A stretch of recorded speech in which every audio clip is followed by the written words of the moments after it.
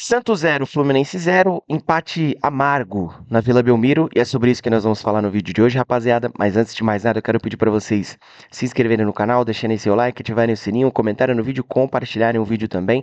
Tudo isso é de extrema importância para que o canal continue crescendo, para que a gente possa continuar levando o Santos adiante. Fechou, galera? Eu conto com a ajuda de vocês. Santos e Fluminense empataram na Vila por 0-0 na estreia do Vojvoda. Vojvoda, aliás, que se mostrou muito ligado durante o jogo, muito enérgico, gesticulou bastante com os jogadores do Santos, saiu da área técnica por várias vezes.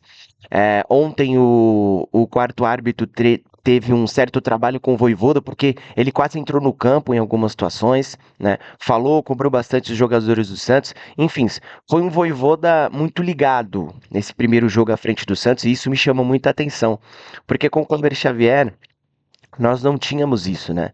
Era um perfil de técnico diferente, são técnicos completamente diferentes. O Kleber Xavier trabalha de um jeito, o Vojvoda trabalha de outro, e nesse estilo de jogo, o Vojvoda ele se demonstra um técnico mais enérgico, um técnico que cobra mais a beira do campo, que fala mais com seus atletas. E eu gostei do que eu vi ontem em relação ao Vojvoda. E foi uma partida de dois tempos distintos, né? O Santos foi a campo com o Brazão, Mike, eh, Zé Ivaldo, Lampérez e Escobar, Rincon, Rolheiser, Zé Rafael na meia, Neymar de falso 9, Guilherme aberto por uma ponta, Cabadeiro aberto por outra. E foi um primeiro tempo que o Santos ele se mostrou um pouco mais ligado em relação aos últimos jogos. Ganhando mais disputas no mano a mano, sendo um time mais combativo na marcação, um time que tentava dar poucos espaços para o Fluminense, tentava combater com o Fluminense, e eu acho que isso já é uma ponta do trabalho do Vojvoda, algo que o Vojvoda vai tentar implementar nesse time do Santos, porque em relação aos últimos jogos que o Santos vinha fazendo antes da chegada do Vojvoda, nós não víamos um Santos tão combativo, um Santos tão ligado. Mas foi um primeiro tempo sem muita criatividade, né, em que o Santos, ele mais uma vez se mostrou um time sem ideias, um time sem repertório e um time muito afobado nas tomadas de decisões. Eu creio que não dá para colocar isso na conta do Vojvoda, óbvio que não. Né, eu estaria sendo um irresponsável se eu fizesse isso, até porque o Vojvoda ele chegou tem uma semana no Santos, teve poucos dias para conhecer o elenco, para treinar o time que iria a campo contra o Fluminense. Né? O Santos vai ter uma pausa grande agora, aí, se eu não me engano, de 2 semanas até enfrentar o Atlético Mineiro. Então, provavelmente na próxima partida, com certeza nós vamos ver características maiores do trabalho do Vojvoda nesse time do Santos. Enfim, mas de fato foi um Santos que teve muitas dificuldades para criar. E o Fluminense, que já tem um trabalho mais consolidado, né, um time mais entrosado, aos poucos ele foi entrando no jogo e tomou para si a posse de bola, controlou todas as ações, controlou o meio-campo, ditou o ritmo do jogo, mas também sem criar tantas chances. E esse domínio, aliás, um ponto importante, tá? O Fluminense ele teve a bola, o Fluminense ele controlou o meio de campo no primeiro tempo, mas não criou tantas chances claras porque o sistema defensivo do Santos no jogo de ontem foi bem. O sistema defensivo do Santos ontem ele funcionou, né? Tivemos a volta do Zé Ivaldo, que não jogava há muito tempo, estava afastado, voltou, jogou ao lado do Luan Pérez e foi uma boa partida do sistema defensivo do Santos. Bateram cabeça algumas vezes, mas ao todo foi um bom jogo do sistema defensivo do Santos. Possa ser que isso também seja uma ponta do trabalho do Vojvoda, a ver como o Santos vai se desempenhar defensivamente também nos próximos jogos. E esse domínio do Fluminense dificultou demais para que o Santos pudesse criar as suas jogadas e principalmente sair jogando. A zaga do Santos encontrou muitas dificuldades para ser jogando por baixo. Porque o Fluminense apertava a saída de bola e porque os laterais e os volantes do Santos, eles davam um pouco opção e não conseguiam ser o desafogo do Santos. Tanto o Mike quanto o Escobar, quanto o Rincon e o Zé Rafael fizeram um jogo ruim ontem, né? Então, sempre oferecendo poucas situações para que a zaga do Santos pudesse sair jogando, sempre oferecendo poucas opções, não sendo opção de passe em muitas vezes. E no primeiro tempo o Santos apostou em muitas bolas esticadas por conta disso, né? Sem nenhuma eficiência, obviamente.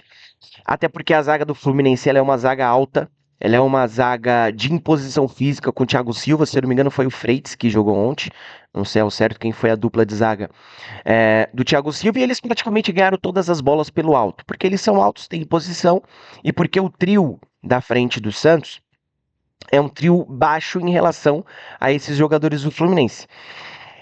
E mais uma vez, o Neymar não funcionou de falso 9.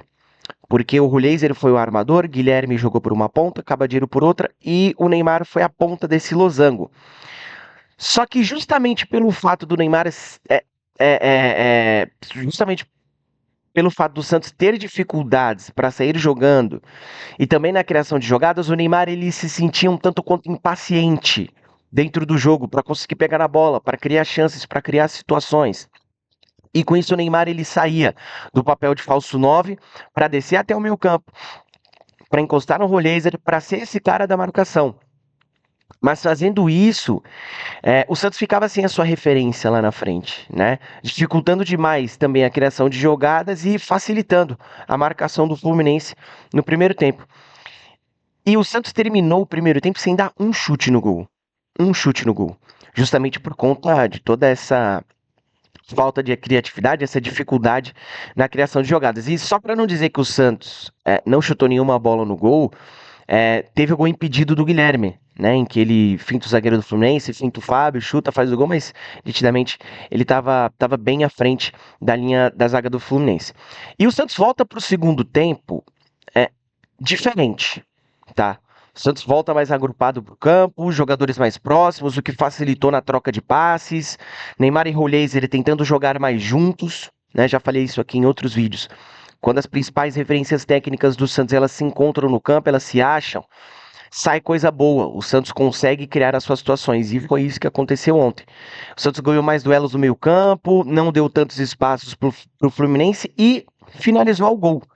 Né? Logo no início do segundo tempo, uma jogada de uma falta ensaiada, o Neymar toca para o Ruleiser bate pro gol. Aliás, o Ruleiser, para mim, foi o melhor jogador do Santos no jogo de ontem, né? Não que tenha sido uma partida brilhante do Ruleiser, mas ele foi, para mim, o melhor jogador na partida de ontem pelo lado do Santos. E isso mostra, essa melhora do Santos, mostra que o Santos tem de fato um técnico à beira do campo que mesmo com pouco tempo de trabalho, mesmo tendo chegado há pouco tempo, o Vojvoda conseguiu mexer no time, sem fazer alterações, sem mudar as peças que ele mandou a campo.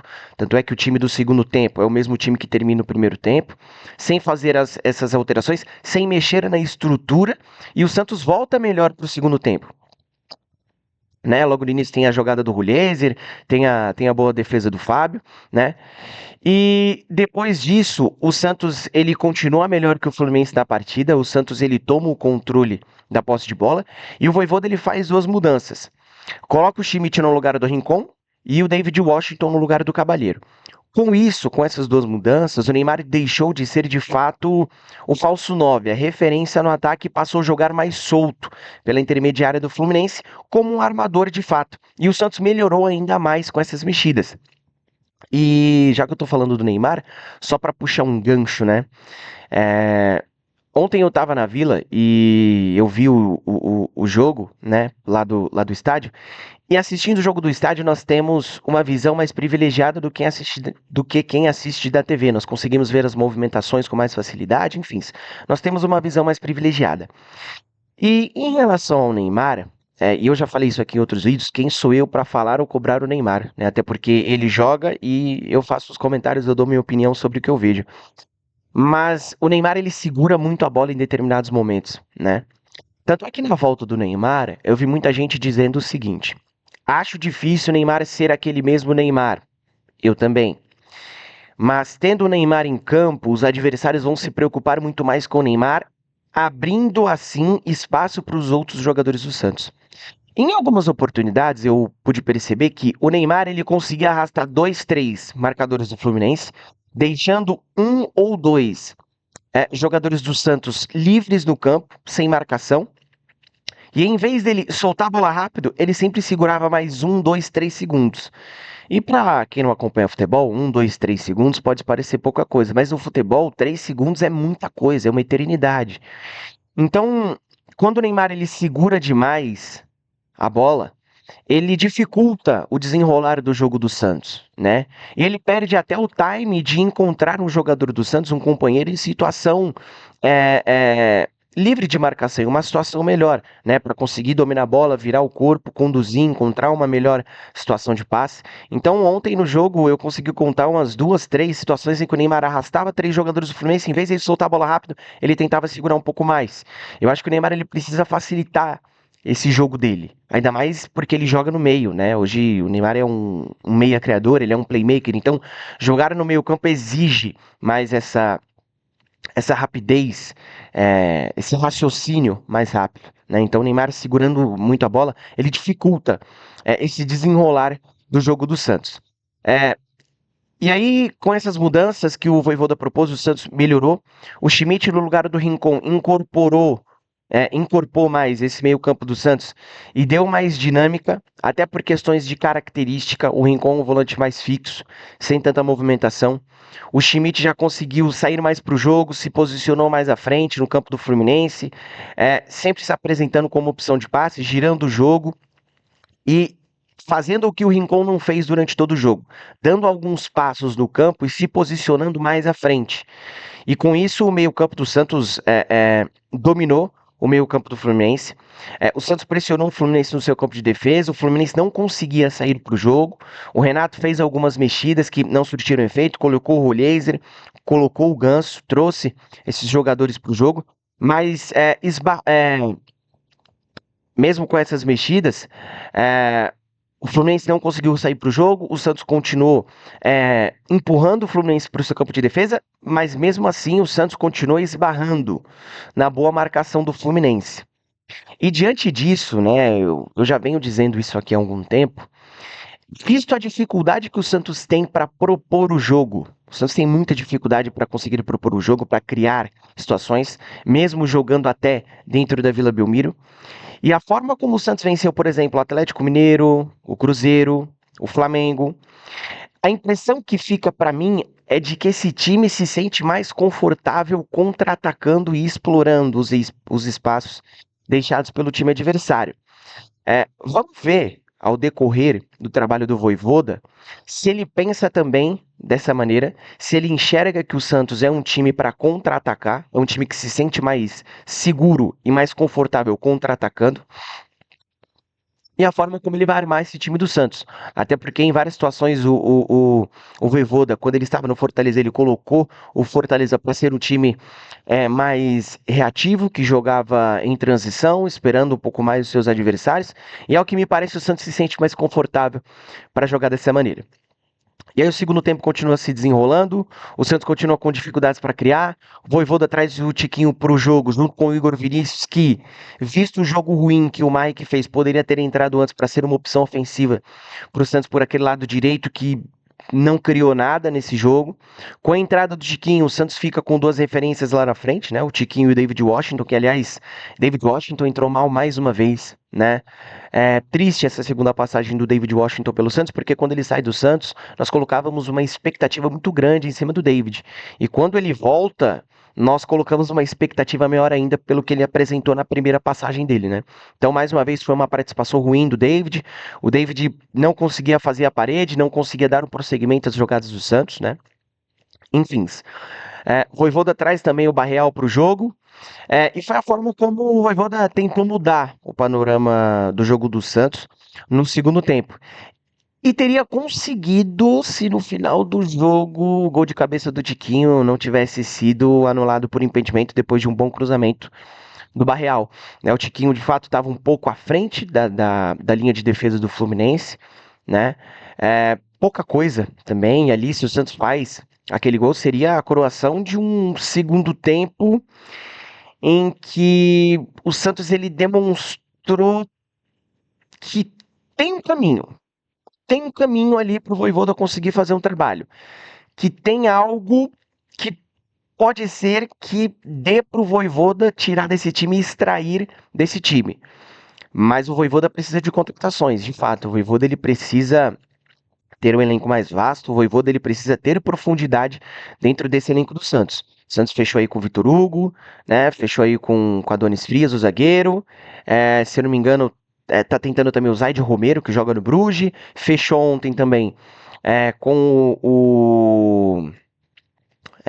com o atacante do Fluminense, olha, do Cruzeiro, o Lautaro, né? O Lautaro Dias.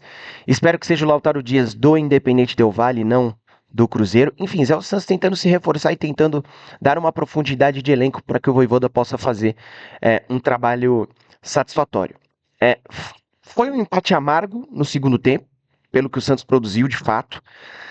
Não que tenha sido um grande jogo, tá? Mas foi um Santos que fez e mostrou mais repertório que o Fluminense, principalmente no segundo tempo, para sair com a vitória. Então, como eu falei, a impressão que ficou para mim é de que existe um caminho, é de que existe uma pequena luz no fim do túnel, de que o Vojvoda possa fazer um trabalho e de que o Santos ele possa sair dessa situação. Só que eu entendo, e aí é a minha visão, e quem discorda pode deixar aí nos comentários, que visto que a gente está aí mais da metade do Campeonato Brasileiro e não foi uma rodada tão favorável para o Santos, já que o Vasco ganhou, o Vitória ganhou também. Enfim, o Vasco passou o Santos na tabela de classificação. O Vitória é o primeiro time fora da zona de rebaixamento. Se aproximou do Santos, já não basta mais jogar bem. O Santos precisa vencer. E mesmo que seja uma partida ruim, por exemplo, como foi essa do Fluminense, o Santos precisava vencer, o Santos tinha que vencer. Até mesmo para o Vojvoda ir com uma tranquilidade maior para essa pausa da Copa do Mundo, para o Santos conseguir trabalhar de uma maneira mais tranquila para ir enfrentar o Atlético Mineiro fora de casa na próxima rodada, né, daqui 2 semanas. Então seria muito importante o Santos ter vencido esse jogo contra o Fluminense. Acabou que as coisas não aconteceram, mas hoje, vista a situação do Santos, né, a situação que o Santos atravessa, não basta só jogar bem. O Santos precisa vencer. O convencer, a essa altura do campeonato, já ficou em segundo plano. De fato, o Santos precisa vencer os seus jogos, o Santos precisa dar uma resposta, o Santos precisa começar a somar mais pontos para se distanciar da zona de rebaixamento do Campeonato Brasileiro. O Santos volta a campo contra o Atlético Mineiro daqui a 2 semanas. Como eu falei, tem um espaço de tempo para o Vojvoda conseguir trabalhar. A expectativa é de que o Santos apresente uma melhora, de que o Vojvoda de fato consiga trabalhar esse elenco do Santos, que o Vojvoda consiga trabalhar esse time do Santos, que ele receba os reforços, já que a janela fecha na terça-feira, né? 11h59 de segunda-feira a janela está aberta ainda, a partir da meia-noite a janela fecha, enfim. A expectativa é de que o Santos consiga trazer reforços para o Vojvoda e de que o Vojvoda consiga trabalhar esse time do Santos para que o Santos possa melhorar e se distanciar da zona de rebaixamento do Campeonato Brasileiro. Para você que ficou até aqui, eu peço para que você deixe seu like, ative o sininho, se inscreva no canal, compartilhe o vídeo, comente o vídeo também, tudo isso é de extrema importância para que a gente continue crescendo, rapaziada. Valeu, fechou? Tamo junto, até o próximo vídeo.